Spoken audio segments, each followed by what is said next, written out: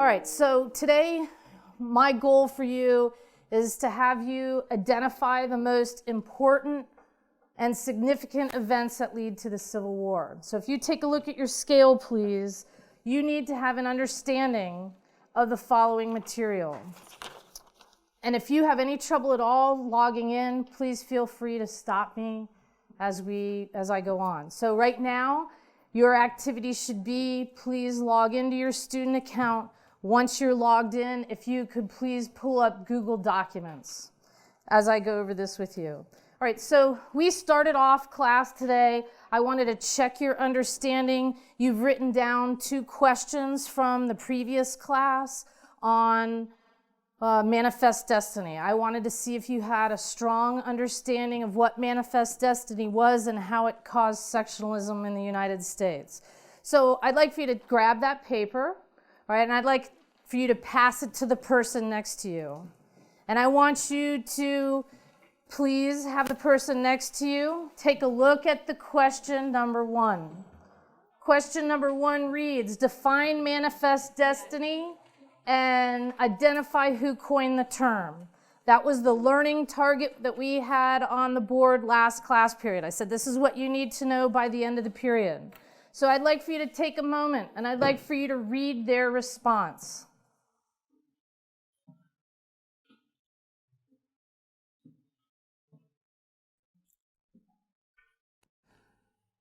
After you've read the response to number 1, I would like for you to provide some constructive criticism. Do they have the term? Did they understand the term? Were they able to identify John L. O'Sullivan as the author who coined the term? If they have successfully done that, if you could initial at the bottom and hand it back to them. If they were unable to, please write the name of the author so that they can remember it. John L. O'Sullivan is the gentleman who coined the term Manifest Destiny. And I would like the oldest person at this table to tell me what the definition of Manifest Destiny is. It was the Americans' expansion across the continent. Okay, American expansion across the continent. I would like the youngest person at this table to expand on that. Besides expansion across the continent, what else did that mean? They believed that they had the right. Okay, that Americans had the right to settle out west. The person with tennis shoes on, I hope somebody's wearing tennis shoes, at this table. Somebody have tennis shoes on?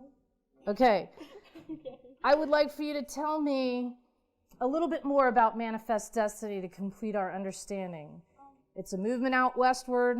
They also they thought it was like a God-given goal to spread their culture as well. Okay, that we had a superior culture. We had to expand out west to new territories. Did we read number 2? All right, so number 2 says, I'm going to look over your shoulder. Explain how the Mexican War and its aftermath reflected the sectional interests of Americans. So I'd like for you to take a moment, read the response of the person that you have the paper. If you believe they have a fundamental understanding of it, again, initials so that I can read your initials at the bottom. And then I'd like to take a moment and turn and talk to the person who you have elbow room with. All right, so if you can turn and talk for a minute, expand on what's there. This is an in-depth question that you may have only written 1 or 2 sentences about. Let's go. Can someone explain? So you don't have anybody here? We're going to go through a conversation. Oh, Jose is here. He's just putting it. What's the question? The Mexican War and the aftermath. So the Mexican War was in Texas. I thought it had something to do with Texas, right? I thought so. Yeah, it does, because it was it was Mexicans that moved into Texas, and they wanted freedom because of Santa Ana or whatever. But so they and then there was also U.S. citizens in Texas also, so it was mixed with some Mexicans and some United States Mexicans. But the thing I don't understand is the difference between the Mexicans that wanted Texas and the ones that wanted it to be Mexico. Like, you know what I'm saying? I thought it was because they didn't know if they wanted to be a slave state or not. That's what I No, thought. yeah, that is it. Because like new lands meant new policies, and then they had to argue more about like what they wanted and what they wanted. Like, you know what I'm saying? So like, I thought your answer was good. Oh, thanks. That's like basically, I tried to say this, but like you worded it a lot better than I. Go ahead, I'm eavesdropping to see if you have the components I'm looking for. Well, we were saying that like pretty much it also continued on manifest destiny because they thought that their culture was superior to the Spanish one, so that like not only like they didn't only want to expand like for territory but also like culturally. Right, but we're on number 2 now. Okay. For like the Mexican War. Okay. So like when they also wanted to like gain Texas. Not only for like expansion and so that they could have another slave state, but also like so that they could spread their culture in that area. Okay. I'd like for you to move on about spreading culture. We acquired what from this war, and how did that cause sectional tensions? Can you talk about that? Yeah. Okay. So they added California and Texas in this, right? And so the acquiring and I wasn't in Mexico and Arizona like. Okay, yeah, and New Mexico, and like this created tensions because the Missouri Compromise said like above would be not slavery and then below would be slavery, but California was like split down the middle, so like people were highly debating, and like this led to like the Compromise of 1850. That's exactly right. That's exactly what I'm looking for. Keep going because the story unfolds still from there. So read the question carefully and see if you would like in any way to amend the answer that you've already written. So feel free to add to it if you need to expand your understanding. All right, please begin. Okay, so the Missouri Compromise line was like kind of like in the middle of the United States. Right, it was in the middle, and it went right through California, which was acquired in the Mexican War, as well as other purchases. as well as like New Mexico and Texas and stuff. Like it went right through California, so it was like, okay, do we admit California as a free or a slave state? And there was like a huge debate and whatnot, and then it led to the Compromise of 1850, which admitted California as a free state and reinforced the fugitive slave laws. I'd like to give you 1 minute, and I would like for you to discuss what you picked up differently from this group than you did from the last group. 1 minute. I feel like I got a better understanding of Mexican-American War because I thought it was just, honestly, I thought it was America actually went to war with Mexico, and it was just. But it was like half random. Mexican. Yeah. It was just a bunch of random white people in Texas that wanted stuff. Yeah. But that's why I was so confused when I was watching the movie with the Stout, is because like there were Mexicans on both sides. Yeah. So I was like, explain it. It was whoa. super confusing. I thought you were over there. yeah, I know. Like I literally just didn't get it. Like I was like the whole time, and then only at the end did I understand. Please when go they back like, to your original desk. Migrate back to your original desk with your paper.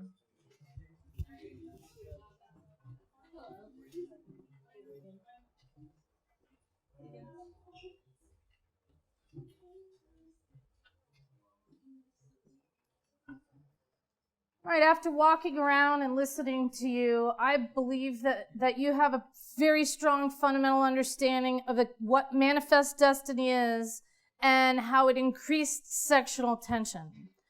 One of the things that we're looking at today, because it piggybacks right onto that concept, by the time you leave class today, I want you to be able to identify the most significant events that you believe contributed to the Civil War. What I would like to prepare you for today is to get you to see if you can draw some conclusions concerning how expanding our territory through manifest destiny led to these sectional tensions, evaluate historical causation, what led to the Civil War. You're going to have to make a judgment within your group, and then you're going to be able to construct an argument. This would be your thesis statement in a long essay or a DBQ using historical evidence.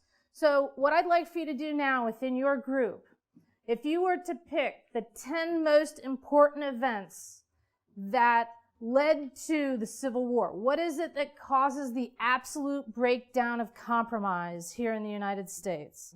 You are right now collecting what you believe to be the 10 most important events that led to the Civil War.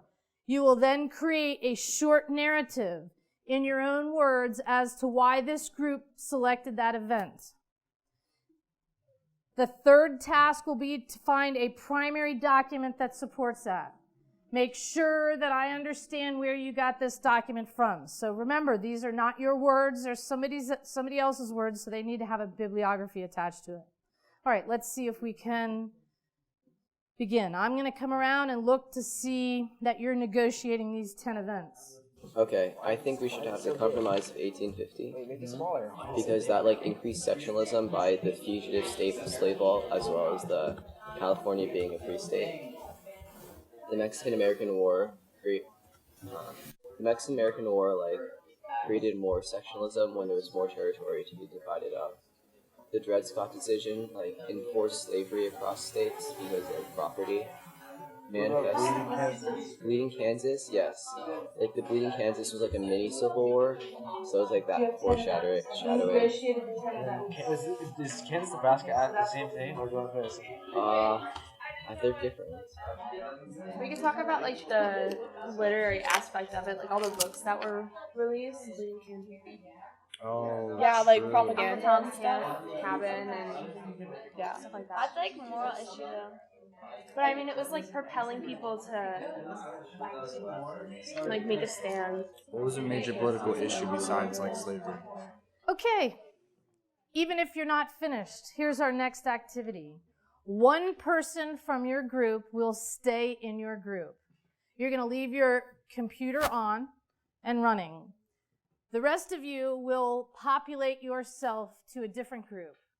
The person who stays at the group, all right, you are going to defend why you and your group have selected those events, even if you're not finished. The rest of you are going to collect ideas for possibilities to add to your list. All right?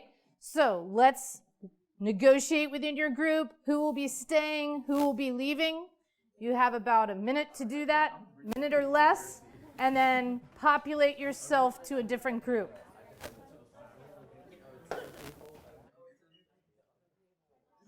One person remains. Thank you. All right, so begin taking a look at the group that you're in, their list. The person that's there, begin defending why you have selected those as a group. Moral issue regarding slavery, okay, valid. Political disagreements, okay. Tariff rates, so sectionalism. Yeah. Okay. Constitutional issues, okay. Do you agree with the list? Yes, I like number 5. Are we going to change the title? No. Okay. The person That's good. who remained is Debate in over charge annexation of Texas. Why? Because What does that mean? more land equals more things to argue about. What about annexation of California? Wasn't that more debated because of slavery? / California.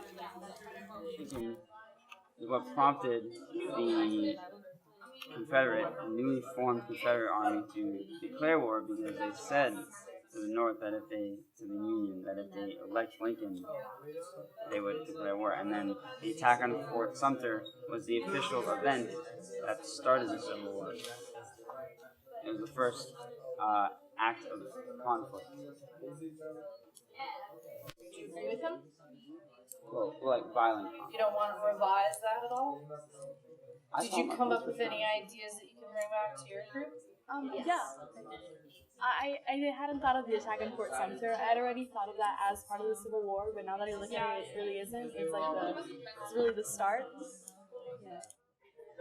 All right, let's bring what you learned back to your group. So go back to your original group.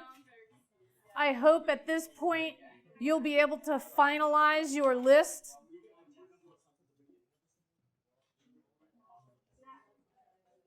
All right, let's go back and revise your list. At this point, you need 10 events.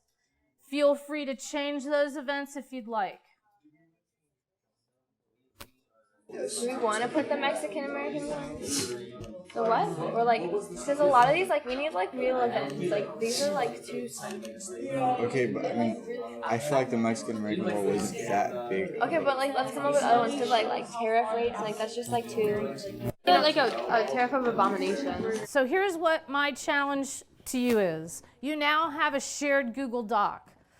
I would like for you in the remaining 5 minutes or so that we have is to divide and conquer. How will you, I want a product, an end product for this. So I want for you to have, divide up within your group. You need a narrative for each event. Why was this event chosen? So if there are 4 people in your group, divide it. And then I want you to come up with one primary source. Now remember, when you're at home, you can share this document together. That's the beauty of using Google Docs. So that when we come back tomorrow, or when we come back on Thursday, it's an LTM day, it's a shortened class period, I will have your 10 events with a narrative, with the primary source, as evidence of your learning today.